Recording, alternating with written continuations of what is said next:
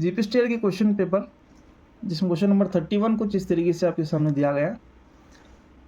Given x/y is equal to 2:3 and y/z is equal to 4:7, then the x/y/z is equal to, यहाँ पे क्या बता रहा है, x/y is equal to 2:3 दिया है, 2 की निस्बत 3 दिया है, और y और z की निस्बत दिया है 4:7 दिया है, और यहाँ पे ये पूछ रहा है x, y और z की निस्बतें यहाँ पे कितना होगी बोल के।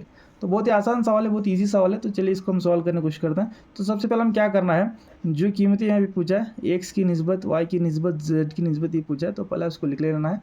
और फिर बाद में आपको करना क्या, देखिए यहाँ पे इस तरीके के सवाल हम हमारे कर्नाटक टीटी के क्लासेस में सॉल्व किए हैं। तो चलिए हम इसको यहाँ पर भी सॉल्व करने की कोशिश करते हैं। तो x की निस्बत y, 2 की निस्बत 3 यहाँ पे दिया गया है। तो यहाँ पे x की निस्बत y, x/y दिया है, तो उसको आप वैसा ही लिख रखना है 2:3। फिर आपको क्या करना है, देखिए यहाँ पे y/z दिया है, y/z कितना दिया है, 4 की निस्बत 7, 4:7 दिया है। तो y/z इसके नीचे रखना है, इसके नीचे ही रखना है, yz इसके नीचे रखना है, y/z 4:7 इस तरीके से, ठीक है।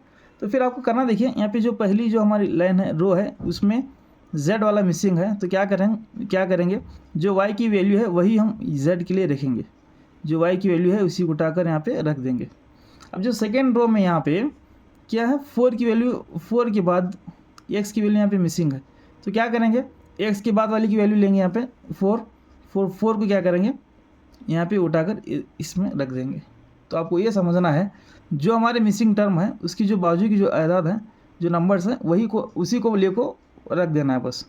यहाँ पे कुछ भी नंबर नहीं था तो क्या किए, इस नंबर को उठाकर यहाँ पे रख दिए। यहाँ पर भी कोई भी नंबर नहीं था तो क्या किए, ये जो नंबर था बाजू वाला उसी को उठाकर यहाँ पे रख दिए। तो आपको इस बात का ख्याल रखना है। फिर आपको कुछ भी करना नहीं है, जस्ट मल्टीप्लाई कर देना है। फिर यहाँ पे 4 2 8 होता है, 4 2 8 होता है, फिर यहाँ पे 3 4 12 होता है, और यहाँ पे 3 7 21 होता है। तो ये मेरी वैल्यू हो गई किसकी, x/y/z की यहाँ पे वैल्यू हो जाती है 8:12:21। अगर आप ऑप्शन में देखेंगे, ऑप्शन नंबर 4 बिल्कुल सही जवाब है, बिल्कुल सही आंसर है, क्योंकि ऑप्शन नंबर 4 और जो हमारा आंसर बिल्कुल वहाँ पे मैच खा रहा है, बिल्कुल सेम टू सेम है। तो ऑप्शन नंबर 4 इसका बिल्कुल सही जवाब है। तो ये था जीपीएसटीआर का एक क्वेश्चन नंबर 31 जो एक एग्ज़ाम में पूछा गया है।